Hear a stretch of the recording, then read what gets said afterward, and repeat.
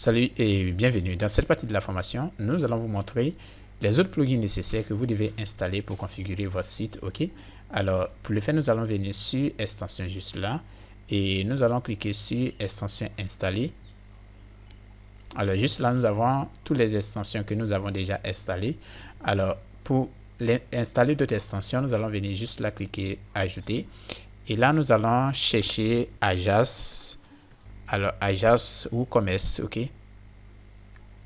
Alors, nous avons Advanced Ajax. Ici, nous avons Ajax 6 for WooCommerce. Nous allons l'installer.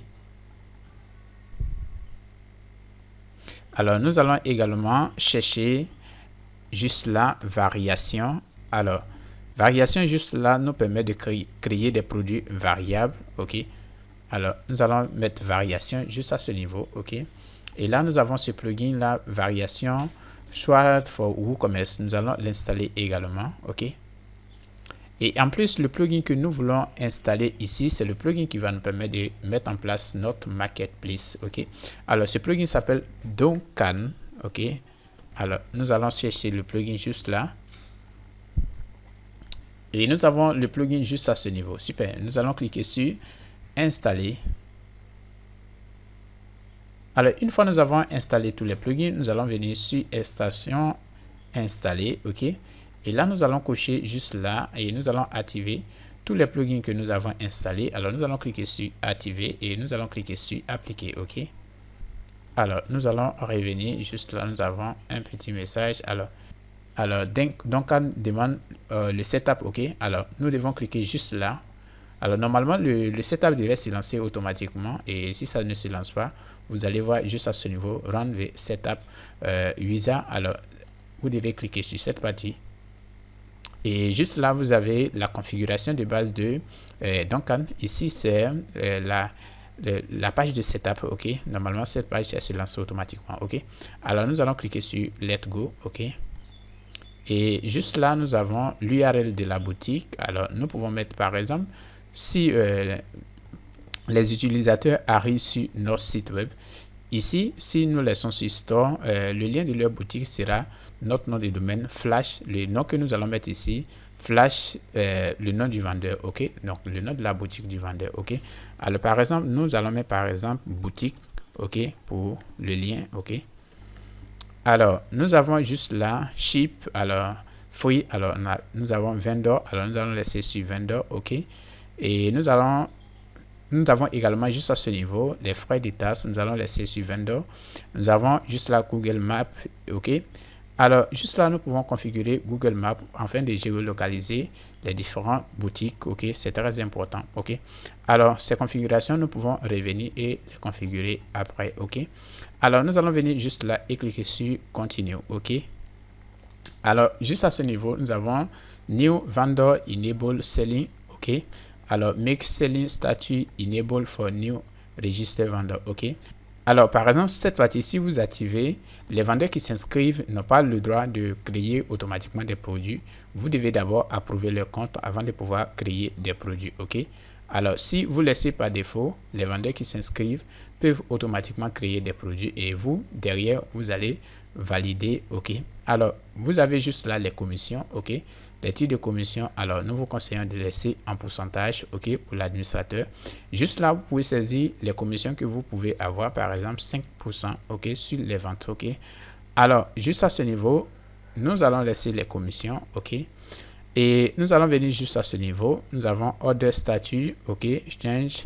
Vendor can change Order Statut, OK. Alors, les vendeurs peuvent changer les statuts des commandes, OK. Vous allez laisser sur Off, OK. Et là, nous allons venir et cliquer sur Continuer, OK. Alors, juste là, nous avons les différents moyens de paiement qui sont proposés sur le site. Alors, ces moyens de paiement ne sont pas les moyens de paiement de WooCommerce, ce sont des moyens de retrait que les utilisateurs, c'est-à-dire les vendeurs, pourront utiliser pour pouvoir effectuer leur retrait. Alors, ici, nous allons cocher PayPal. Alors, vous pouvez aussi utiliser les transferts bancaires et tout ça, OK. Alors, juste là, montant minimum à pouvoir retirer. Alors, vous pouvez fixer un montant minimum que le vendeur doit atteindre avant de pouvoir faire le retrait sur le site. C'est aussi très important. Je prends par exemple, si pour tout vendeur, si par exemple je mets 100 euros, pour tout vendeur qui n'atteint pas ce montant, il ne peut pas nous envoyer une demande de retrait. Ok, alors c'est très important. Ok, alors order status for drywood, alors nous allons mettre, vous pouvez cocher cette partie pour mettre complète ou simplement cette partie. Ok, alors nous allons laisser ces configurations par défaut et nous allons cliquer sur continuer. Ok, alors juste à ce niveau nous avons juste là les webmails. Ok, alors nous allons laisser juste là où commerce, conversation, tracking, alors nous allons laisser cocher et nous allons cliquer sur continuer. Ok, alors notre boutique est prête, nous pouvons cliquer sur visite donc dashboard. Ok, alors maintenant que nous avons installé ces plugins, nous allons également installer les deux autres plugins de Divi. Alors nous allons venir juste à ce niveau, nous allons cliquer sur extension et nous allons cliquer sur ajouter. Ok, alors cette fois-ci nous allons téléverser ces plugins. Alors ces plugins nous les avons déjà téléchargés sur notre bureau et nous allons venir juste là et nous allons sélectionner. Alors nous avons juste là Divi module. Ok, alors nous allons cliquer et juste là nous avons le plugin juste à ce niveau. Nous allons sélectionner, nous allons cliquer sur ouvrir et là nous allons cliquer sur installer. Ok, alors une fois le plugin installé, vous pouvez venir juste là et cliquer sur activer l'extension. Alors nous avons le plugin qui est activé. Alors ensuite nous allons venir juste là et installer le deuxième plugin. Alors nous allons venir juste là téléverser. Alors nous allons venir juste à ce niveau et là nous allons venir juste là, nous avons Divi Carousel juste là, nous allons cliquer sur ouvrir et là nous allons venir juste là cliquer sur installer.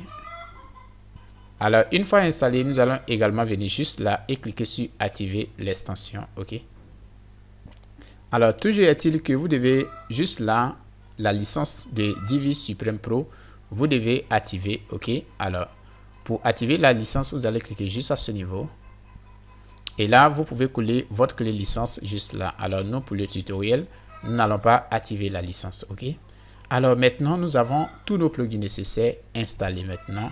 Ok, et nous pouvons maintenant passer à la configuration de notre site. Ok.